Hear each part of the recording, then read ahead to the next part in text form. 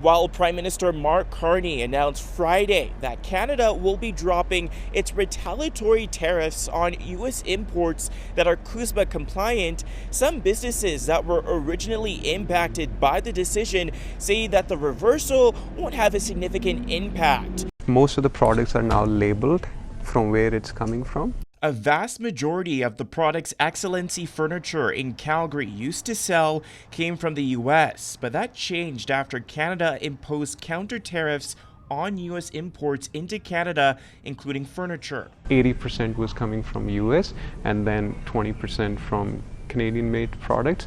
But then after the tariff, I would say it's only, we're doing maybe 10% from US now, and then all of our business has come to Canadian side, so 90% Canadian made. The pivot was an attempt by the business not to pass on steep costs onto their customers after they were seeing price hikes from their suppliers, and it paid off as consumers amid Canada's trade war with the US started purposefully buying Canadian.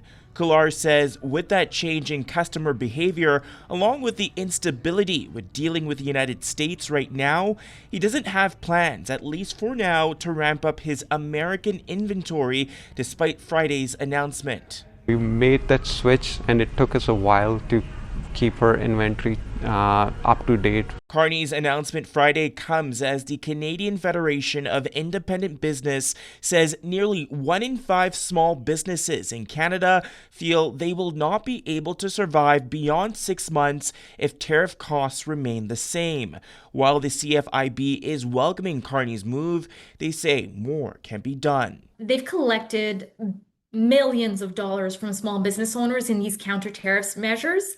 It's time to get some of that money back to small business owners. Premier Danielle Smith saying she supports Carney's move, calling it a positive step in negotiations, and adding on X that, quote, Canadian tariffs on U.S. goods primarily hurt Canadian citizens and businesses, just as U.S. tariffs on Canadian goods primarily hurt American citizens and businesses.